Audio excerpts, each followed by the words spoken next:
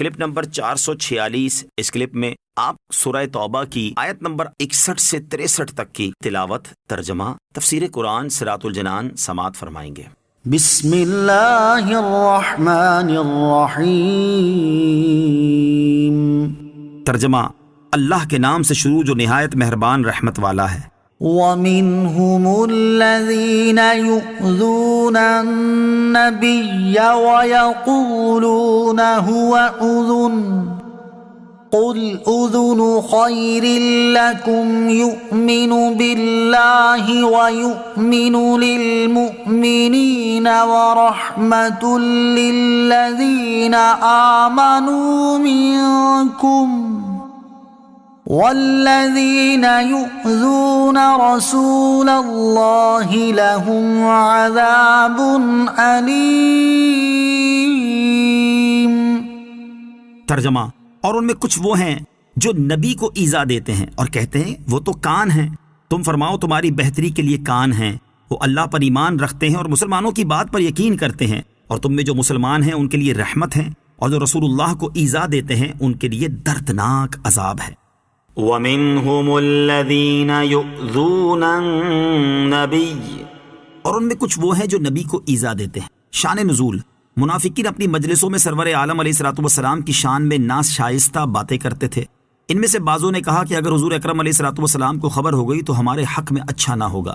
جلاس بن سوید منافق نے کہا ہم جو چاہیں کہیں، حضور اقدس علیہ الصلوۃ والسلام کے سامنے مکر جائیں گے اور قسم کھا لیں گے، وہ تو کان ہیں، ان سے جو کہہ دیا جائے سن کر مان لیتے ہیں۔ اس پر اللہ تعالیٰ نے یہ آیت نازل کی اور ارشاد فرمایا کہ منافقوں کی جماعت میں کچھ لوگ ایسے ہیں جو میرے حبیب علیہ الصلوۃ والسلام کو ایذا دیتے ہیں اور ان کی شان میں نازیبا کلمات کہتے ہیں۔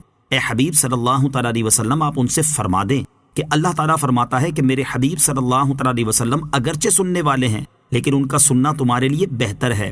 معنی یہ ہے کہ اگر وہ سننے والے بھی ہیں تو نیکی اور بھلائی کی بات سننے اور ماننے والے ہیں، شر اور فساد کی بات سننے والے نہیں۔ اور ان کی شان یہ ہے کہ وہ اللہ تعالیٰ پر ایمان رکھتے ہیں اور مسلمانوں کی بات پر یقین کرتے ہیں، منافقوں کی بات پر یقین نہیں کرتے۔ اور وہ تم میں سے جو مسلمان ہیں ان کے لیے رحمت ہیں، اور جو اللہ تعالیٰ کے حبیب رسول صلی اللہ علیہ وسلم کو ایذا دیتے ہیں ان کے لیے آخرت میں دردناک عذاب ہے۔ آیت وَمِنْهُمُ الَّذِينَ يُؤْذُونَ النَّبِيَّ سے معلوم ہونے والے مسائل۔ اس آیت سے معلوم ہوا کہ سرکار دو عالم علیہ الصلوۃ والسلام کو ایذا دینا کفر ہے، کیونکہ دردناک عذاب کی وعید عموماً کفار کو ہی ہوتی ہے۔ اور یہ بھی معلوم ہوا کہ حضور انور علیہ الصلوۃ والسلام پر کیے جانے والے اعتراضات کا جواب دینا اور آپ علیہ الصلوۃ والسلام کی شان بیان کرنا اللہ تعالیٰ کی سنت ہے۔ يحلفون بالله لكم ليرضوكم والله ورسوله أحق أن يرضوه إن كانوا مؤمنين ألم يعلموا أنه من يحادد الله ورسوله فأن له نار جهنم خالدا فيها ذلك الخزي العظيم۔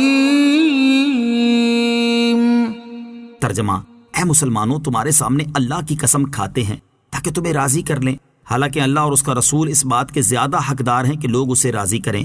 اگر وہ ایمان والے ہیں، کیا انہیں معلوم نہیں کہ جو اللہ اور اس کے رسول کی مخالفت کرے تو اس کے لیے جہنم کی آگ ہے جس میں وہ ہمیشہ رہے گا، یہی بڑی رسوائی ہے۔ لِيُرْضُوكُمْ، تاکہ تمہیں راضی کر لیں۔ شان نزول، منافقین اپنی مجلسوں میں سید عالم صلی اللہ تعالیٰ علیہ وسلم پر اعتراض کیا کرتے تھے اور مسلمانوں کے پاس آ کر اس سے مکر جاتے تھے اور قسمیں کھا کھا کر اپنی بریت ثابت کرتے تھے۔ اس پر یہ آیت نازل ہوئی اور فرمایا گیا کہ مسلمانوں کو راضی کرنے کے لیے قسمیں کھانے سے زیادہ اہم اللہ عز و جل اور اس کے رسول صلی اللہ تعالیٰ علیہ وسلم کو راضی کرنا تھا۔ اگر ایمان رکھتے تھے تو ایسی حرکتیں کیوں کی جو خدا اور رسول عز و جل و صلی اللہ تعالیٰ علیہ وسلم کی ناراضی کا سبب ہوں۔ آیت کے اس لفظ ان یردوہ میں واحد کی ضمیر اس لیے ذکر کی گئی کہ اللہ تعالیٰ کی رضا اور اس کے حبیب علیہ الصلوۃ والسلام کی رضا میں کوئی فرق نہیں، دونوں کی رضا کا ایک ہی حکم ہے۔ اللہ تعالیٰ کے ساتھ نبی اکرم علیہ الصلوۃ والسلام کو راضی کرنے کی نیت شرک نہیں۔ اس آیت سے معلوم ہوا کہ عبادت میں اللہ تعالیٰ کے ساتھ حضور اقدس علیہ الصلوۃ والسلام کو راضی کرنے کی نیت کرنی شرک نہیں بلکہ ایمان کا کمال ہے۔ نیز قرآن پاک میں بہت سی ایسی آیات ہیں جن میں اللہ تعالیٰ اور اس کے رسول علیہ الصلوۃ والسلام کو اکٹھا ذکر کیا ہے. سر 10 ان میں سے 9 آیات سماعت کیجیے. نمبر 1، وَمَن يُطِعِ اللَّهَ وَرَسُولَهُ، ترجمہ اور جو اللہ اور اللہ کے رسول کی اطاعت کرے. نمبر 2، وَمَن يَعْصِ اللَّهَ وَرَسُولَهُ، ترجمہ اور جو اللہ اور اس کے رسول کی نافرمانی کرے. نمبر 3، الَّذِينَ يُحَارِبُونَ اللَّهَ وَرَسُولَهُ، ترجمہ جو لوگ اللہ اور اس کے رسول سے لڑتے ہیں.